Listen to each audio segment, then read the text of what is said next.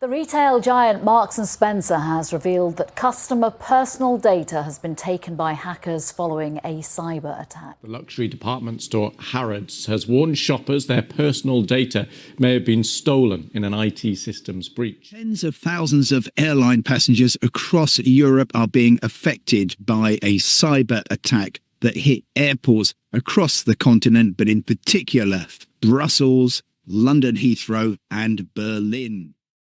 It seems every week we hear a new report of a cyber attack.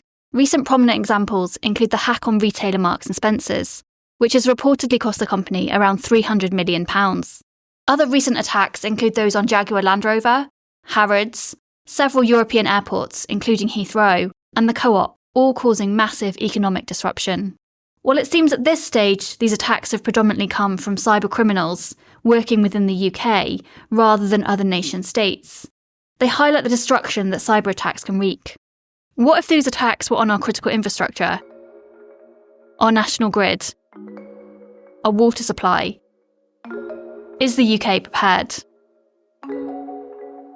Welcome to LSE IQ, the podcast where we ask social scientists and other experts to answer one intelligent question. I'm Charlotte Kelloway from the IQ team, where we work with academics to bring you their latest research and ideas, and talk to people affected by the issues we explore. In this episode, I ask, will the next world war be a cyber war? I talk to a former spy about when a cyber attack could constitute a declaration of war, learn why sanctions aren't very effective, and find out how some countries actually rent out their cyber warfare capabilities. But first, what do we mean when we say cyber war, and how do cyber attacks differ from cyber war? I asked Nigel Inkster, the former Director of Operations and Intelligence for the British Secret Intelligence Service, MI6. A cyber attack is, a hostile intrusion into a network for whatever purpose, sabotage, espionage, criminality, ransomware, that kind of thing. Cyber warfare is a difficult and I think contested term. I think anybody really knows what it means. And to talk about cyber warfare as something that, implies that it is separate and discrete from any other form of warfare, I think is highly misleading. If we look at real-world examples, and until recently we didn't have that many real-world examples, we look at, for example, what's happening in Ukraine. We see cyber operations being undertaken by both sides all the time as a subset of other belligerent activities. And I think that is probably the most useful way of looking at the distinction.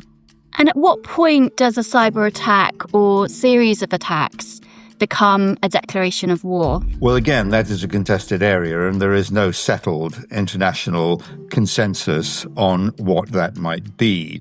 Certain countries have set their own criteria for this. The United States, in particular, has said that any cyber attack delivering an effect equivalent to a kinetic attack would constitute essentially an act of war and justify a kinetic response. So if a cyber attack causes the same amount of damage as a physical or kinetic attack, then it could be treated just like an act of war. And in that case, a physical military response could be considered justified. Other countries have not committed themselves to drawing any specific red lines, and that, of course, is both a good and a bad thing. Good in the sense that one, doesn't particularly want to see more red lines drawn that determine when kinetic warfare might be legitimate. Bad in the sense that it creates a degree of ambiguity with the potential for one actor inadvertently to transgress red lines that have not been formally declared and thereby lead to an escalatory situation. I think that, there are some very interesting developments here in recent years that raise interesting questions about what constitutes a casus belli within the cyber domain. A casus belli is an act or situation that provokes or justifies an act of war. One that interests me in particular is the pervasive nature of ransomware. If we look at the last 3 or 4 years, let us say, we have seen levels of ransomware around the world increasing more or less exponentially. Anyone now can get on the dark web and buy an exploit. Before we continue, I want to check exactly what Nigel means by the term ransomware. So I've pulled up my laptop and I'm going to type in what is ransomware to Google. One of the top web pages is from the National Cybersecurity Centre. Let me click on it. Okay, here we go. It says, ransomware is a type of malware which prevents you from accessing your device and the data stored on it, usually by encrypting your files. It goes on to explain that a ransom is then demanded in exchange for decryption. Now, back to Nigel. If one looks, for example, at the recent attack on Marks and Spencer, which seemed to have the dimensions and characteristics of a nation-state attack, it turned out to be script kiddies who had sort of got a do-it-yourself IKEA kit. The problem here is, of course, that a lot of these ransomware capabilities are being generated within nation states, in particular Russia, where we see a lot of state-sponsored or state-condoned criminality, which is designed to have a corrosive effect on society. And this is something, if you add up the economic and socially disruptive effects of these attacks, the outcomes often equate to or exceed what one might have expected from, let us say, a terrorist attack. And yet, up until now, nation states, by and large, have shied away from elevating this to something which constitutes a strategic threat. I'm not sure how much longer that state of affairs will continue to exist. And why, in your opinion, has there been this reluctance to retaliate to these cyber attacks? I think because taken in isolation, none of them in and of themselves have such a great impact. But I mean, I can't remember exactly when, 2 or 3 years ago, parts of the US healthcare system came under significant ransomware attacks. And this generated real world consequences. People got sick and even died because they couldn't access essential medication. And, but this was not considered something that merited a concerted and strategic response. Now, if half that number of people had died in a terrorist attack, we would never have heard the end of it, and the state concerned would have felt itself under an obligation to respond forcefully. What Nigel is referring to here is a 2024 ransomware attack on United Health subsidiary Change Healthcare. This was the largest healthcare data breach in US history, with an estimated 193 million people's data affected. The breach caused significant delays in patient care, including delayed prescription filling. Although no official death figures have been produced as a result of the attack, Nigel is aware from conversations with US counterparts that the disruption led to patients being unable to access medication and treatments, and this could have resulted in premature deaths. So I think it's basically just a case that, that there is here a degree of ambiguity behind which malign actors, sort of able to take refuge in the hope and expectation that an excessive, that a kinetic response or some other kind of forceful response might generally appear excessive in relation to the harms caused. When we think about deterrence in international conflict, we're talking about the idea that if I can credibly threaten to punish you for some activity, you're probably not going to do it. That was Dr. Lauren Sukin, an expert in international security, currently at Oxford University, who has been exploring issues of uncertainty and attribution in cyber attacks. So maybe states that have large, capable militaries are able to deter their adversaries from starting a conflict because they know that the chances that they lose a war or that war would be very costly are quite high. We often think about deterrence in the nuclear context. You don't start a nuclear war because you don't want to fight one. With cyber capabilities, deterrence is a little bit more complicated. In order to be able to threaten that you're going to punish an adversary, you need to first be able to identify an attack. And attribution is particularly complicated in the cyberspace. It's hard often to discover what has happened, to know the extent of an attack, or even to know who did it. If you don't have that information, you can't effectively punish. Even if you can do attribution, the punishment aspect might still be hard. Let's say an adversary has managed to take out your electrical grid. You might not have the same capability to take a reciprocal action against them. And so the decision space for how to respond and what an appropriate punishment looks like is also much more complicated in the cyber domain. That doesn't mean we can't deter the use of cyber operations, at least not large-scale cyber operations, but deterrence becomes harder and harder when we're not thinking about these big uses of cyber capabilities and instead are talking about these more common uses, these low-level information gathering type attacks or economic extortion type attacks. It's hard to threaten any sort of punishment there that really matters enough to deter. And the disincentives for crossing from the cyber domain to other types of punishments are quite limited. What we see today, in addition to that exchange of limited cyber operations, is that punishment often takes the form of sanctions. But there's mixed evidence on how effective sanctions can actually be at changing state behavior. This situation isn't helped by the fact there is very little international regulation around cyber warfare. Dr. Sukin explains why this is the case. There's very little international law that regulates the use of cyber operations in conflict, although there are some attempts to develop guidelines and shared agreements. Part of the reason to do this is because you want to have limitations on some of the most dangerous potential avenues for the use of cyber operations. But it's very difficult to come to these agreements because of certain features of the cyber domain. So, for example, if we think about something like arms control or regulation in a much more concrete sphere, something like the nuclear sphere, we're talking about weapons that are observable and countable. You can reveal what you have in order to make sure that you and your enemy can agree to limitations. But you can't do that with cyber weapons. These problems having transparency mean we just don't really get regulation, law, agreements in the same way in the cyber domain as in other domains.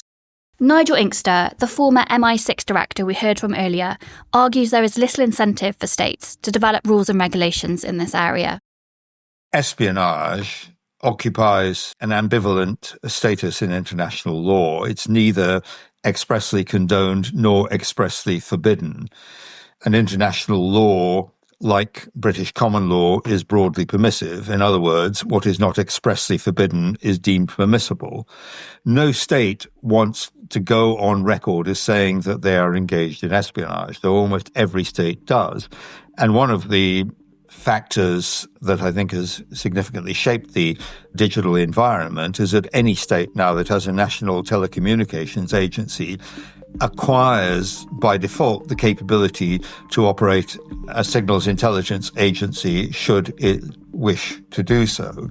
And even if it doesn't wish to do so, it can always acquire these capabilities from elsewhere, from China, from Israel, whose Pegasus software has become the kind of weapon of choice for autocratic regimes that want to monitor the activities of their opponents and dissidents. So we're dealing with a very complex and contested area here. And nobody, as I said, wants to admit that they are engaged in this kind of activity. And nobody really sees it as being in their interest to develop rules and regulations that would limit their freedom of action. I'm Gemma Ware, host of the Conversation Weekly podcast.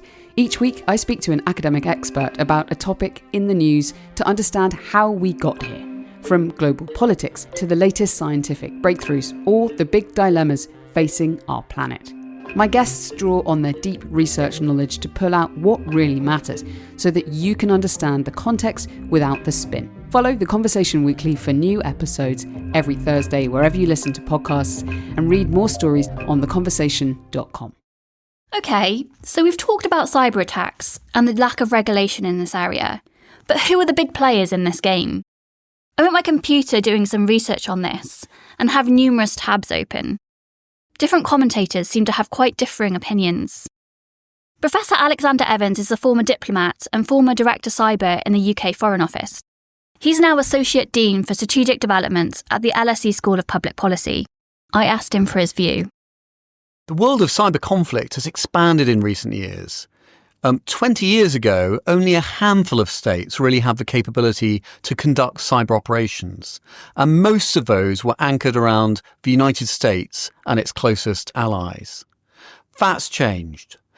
Today, a range of countries have existing cyber capabilities, and many more can buy or rent them in from private companies. So some of the leading cyber actors in cyber attacks around the world have been organizations or networks based in North Korea, Russia, China, and Iran. But focusing on that group of 4 states is misleading, because so many states have developed or can develop at pace the capability to conduct cyber attacks. Dr. Lauren Sukin agrees. Cyber warfare affects the balance of power because it has this unique asymmetric quality where states that might be traditionally weaker in some domains, maybe they don't have a particularly strong economy or they have a relatively small military, can develop comprehensive cyber warfare capabilities. So we see countries like North Korea become disproportionately influential in the cyber domain despite having some of those limitations. The balance of power is something we usually think of as coming out of states' economies, their conventional militaries, maybe their nuclear assets. But as the technology sector becomes increasingly important, both economically and to improving military capabilities, states that have more advanced technological capabilities will become more and more influential.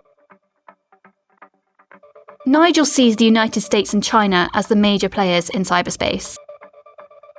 There are a number of states that make the weather here, but it's the United States and China that shape the climate. These 2 major powers in every sense of the word, economic, military, industrial, and in terms of their capabilities in advanced technologies, are the ones who really matter.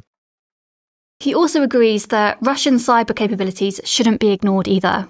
Its cyber capabilities are considerable, but they have not succeeded in commercializing these in the way that the United States and China have done. Nobody wants to buy a Russian operating system or make use of a Russian social media network like VKontakte.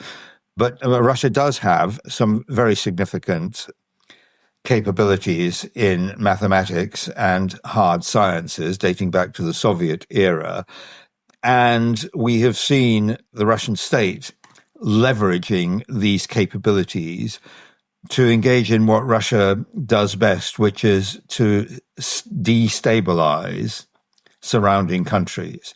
And, we're seeing this happening all the time. We're seeing it obviously in Ukraine, but we're seeing it in other countries as well that are suffering cyber attacks that can credibly be attributed to the Russian state or its proxies. So where does the UK come in all of this? I'm at my desk reading an article in The Times from the end of August this year.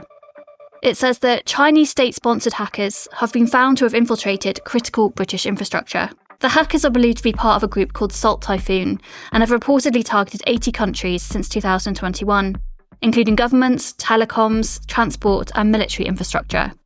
This includes a, quote, cluster of activity in the UK. I asked Professor Alexander Evans how prepared the UK is against a major cyber attack. In the UK, we depend on technology and data and the internet for almost everything that we do. Just think about an average day, how you shop, how you get to work or school or university, how you conduct your business, how you communicate with friends and family and business associates. The reality is that the cyber risk, the cyber vulnerability for the UK is everything, everywhere, and nearly all at once. It's just not all at once because it's unlikely that a cyber attack could take down the entire digital infrastructure of the UK. One attack, one effect, massive impact everywhere in the UK. But a series of cyber attacks could seriously disrupt the way we live our life, the values we hold, our economy, and our national security. The good news is the UK is better prepared for cyber attacks than it was a decade or so ago. We have much stronger investment in cyber defences, in cyber resilience. GCHQ established the National Cyber Security Centre, which is our national cyber defence agency. And most companies and organisations now recognise the need to invest in cyber security and cyber defence, as much against criminals as against other actors. But that doesn't necessarily mean we should rest easy. The scale of a challenge from cyber attacks or cyber incidents is so great that defence will almost always play catch-up with offensive capabilities as they emerge.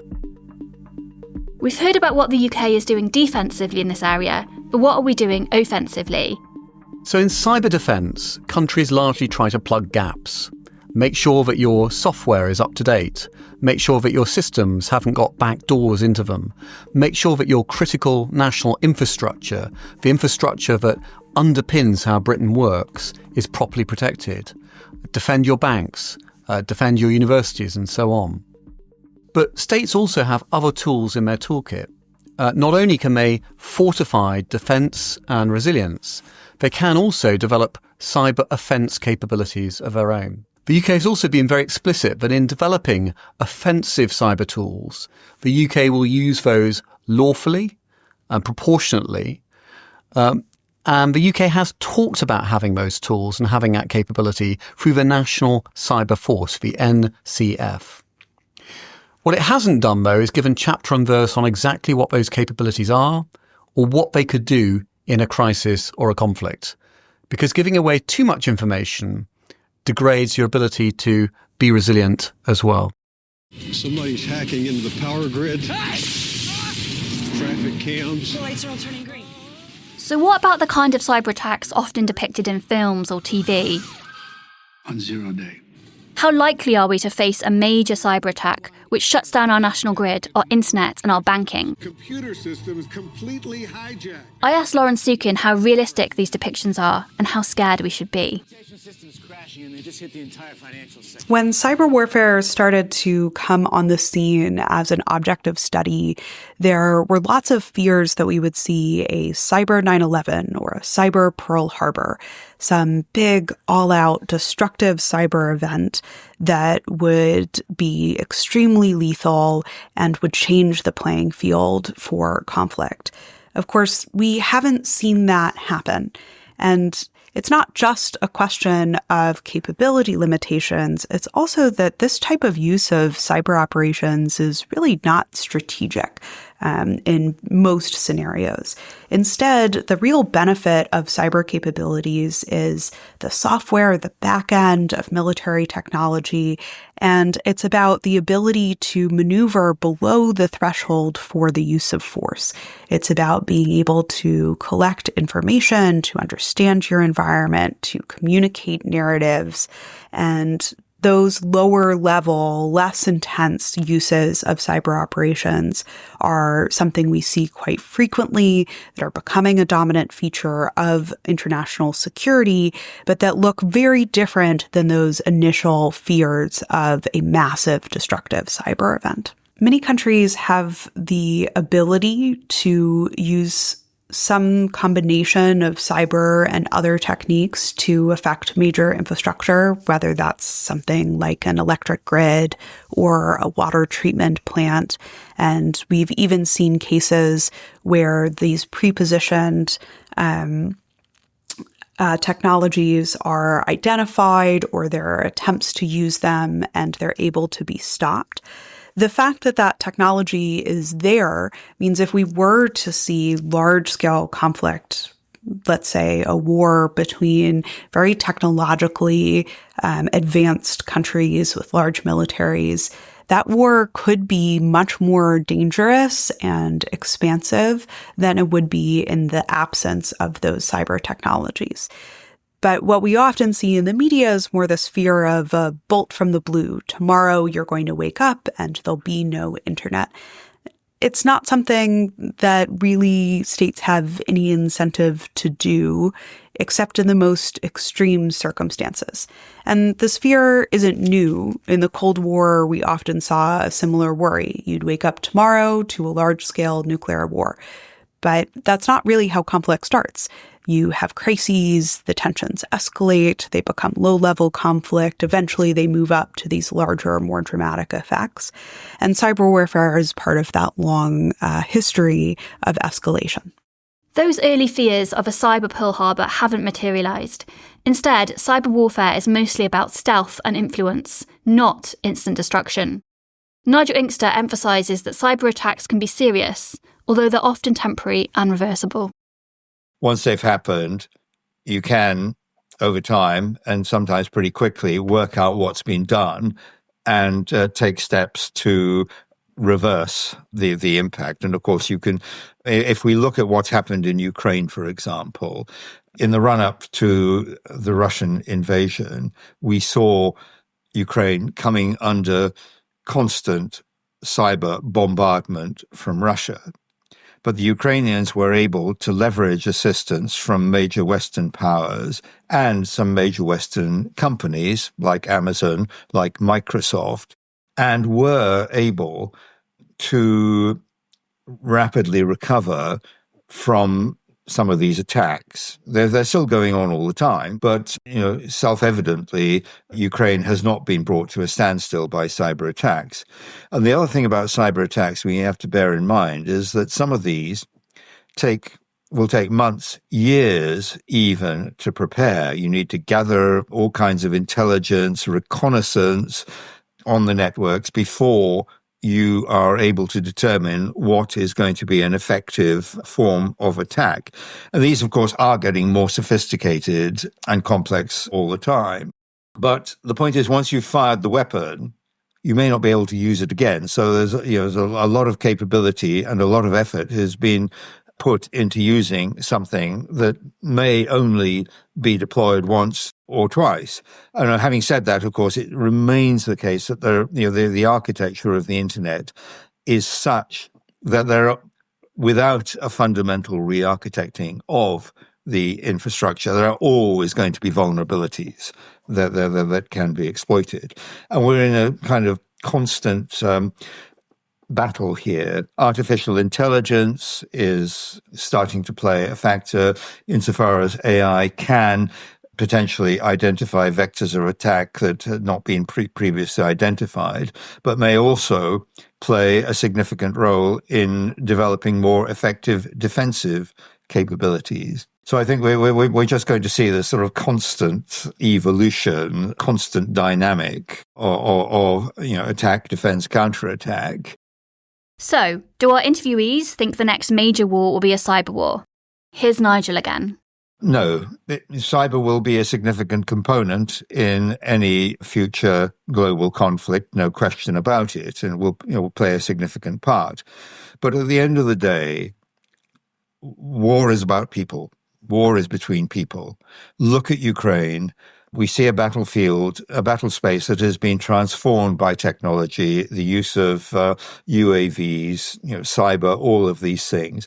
But at the end of the day, the decisive factor in the Ukrainian conflict has been what in Edwardian times was termed the poor bloody infantry. War is a complex adaptive process, and victory normally goes to the side that shows a greater capability to adapt in difficult circumstances.